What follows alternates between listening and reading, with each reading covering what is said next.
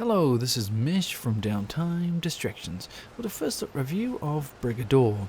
Now with all our first look reviews, please check the description below for specific detail on the difference between our full review versus our first look review. So what is Brigador? Well, it's a fast-paced, vehicular isometric action game.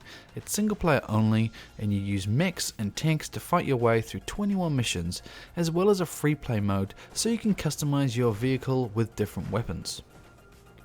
Brigador has been developed by Stellar Jockeys and Ghostworks, and it's being published by Stellar Jockeys. So this is the first title from these devs, and this title has been in Steam Early Access since the 17th of October 2015. So now it is officially being released after spending 8 months in Early Access. And they're also including an audiobook and a soundtrack when you purchase the game from now on. The audiobook is very interesting. I really like the idea, telling the story of the world in a far more in-depth and on another format is very intriguing. I found the information in the game on the world a little sparse, so having an audiobook to listen to would be very helpful if you want a lot more in-depth look at the world that you're playing in.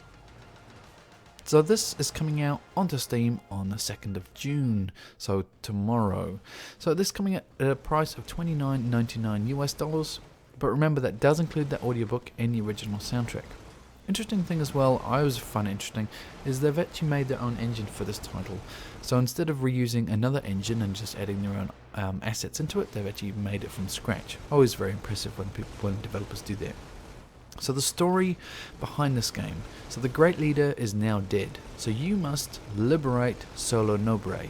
So that's 21 campaign missions through the streets trying to liberate the world and the people. So as well as that campaign mode, you have a free play mode as well. So with that you have endless variety, so you can use different vehicles, different weapons, different loadouts, you can choose different maps, so a lot of customization in there as well. So the gameplay and mechanics, very straightforward combat, but also very good as well. So it's got a very nice variation of vehicles and weapons. Each vehicle has 2 main weapons and a special ability and a few other interesting perks dependent on the vehicle. So we've got very gratifying weapons, explosions and general destruction, and the world is all destructible as well, which is always nice. I will say I found the tanks easier to maneuver than the mechs, but that's just down to skill and practice. I see a few previous negative Steam reviews regards maneuverability, but I think that's really down to a low skill and patience, and actually finding a game and playing a game with a learning curve. You know, fancy that in this day and age, a game that you need to practice on. Amazing. Anyway, let's look at the options menu, then we'll go into a brief summary on my thoughts of the game. Okay, so here we are in the menu. Not a lot regards visual display graphics options. We got display mode, full screen, windowed, full screen window, resolution. You can choose which display if you've got multiple monitors, VSync, directional shadows, point shadows, and if you're struggling to run it as well, you can actually turn on lower detail. But that's it for graphics, so not a lot in there. Always good to see more in there, but at least we've got the basics, but not very impressive in that regards. But audio on the other hand is, I'm always very appreciative of these options, more than just one slider for everything. So very good in the audio sliders, a slider for volume, music, effects, voices, ambient and UI, so very good in that regards. You can also have a few game options down here as well, just toggling certain things. And it looks like everything is rebindable as well, which is always very nice. And no gamepad support by the look of it that I can see, but maybe that'll come in the future. But at the moment, yeah, all this is nice and rebindable. So just before we get into a summary, I just want to briefly touch over the acquisitions and the freelance mode. So the acquisitions is really just a store. It's all in-game currency, so you don't have to pay any extra money. But so when you play the campaign and when you play freelance games, you earn credits. So you spend them in the acquisition area. So you can purchase pilots. They have different perks, more vehicles. So you can see there's a whole lot of stuff in here. So we can get some tanks if we want to. And you get different equipment, so you get different weapons, small ones, heavy, auxiliary, special ones, and this is where you can, I guess, do the different, it's the same maps as the campaign by the look of it, but they're just kind of split it up into different areas. So each one of these has 3 different maps to go through. So you know, there's still a fair amount of content in here as well. Also interesting stuff, you can get a bit of intel on certain enemies that you face, which is nice to see what they are and what I guess the names are, and a bit of information about the health and stuff like that.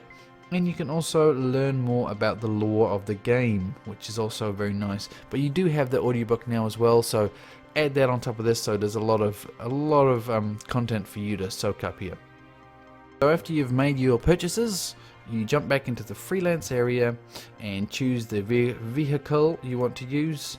Then you choose the weapons you want to stick on it, and secondary weapon, and choose the special ability, and then choose the operation, and off you go, deploy. So that's a very good different component to the game instead of the campaign, so that you could do a lot of time in here really tweaking to getting the weapons you want and trying a lot of stuff out.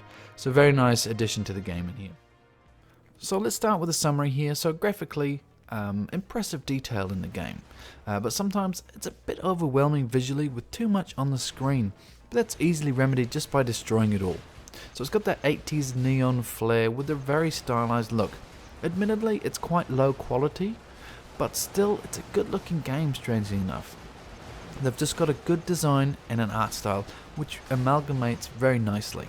So onto audio. So audio across the board is pretty good. So the weapons sound pretty good. There's a very gratifying sounds when you're firing them. They feel powerful because of that sound.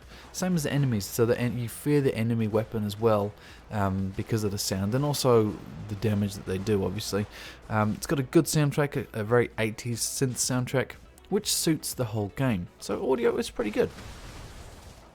So the gameplay and the mechanics. So it's a tough game, which is good. I'm stuck on level 6 after 4 hours, but I'm still enjoying it. It'll take skill, patience to complete this title, which will really appeal to a lot of people.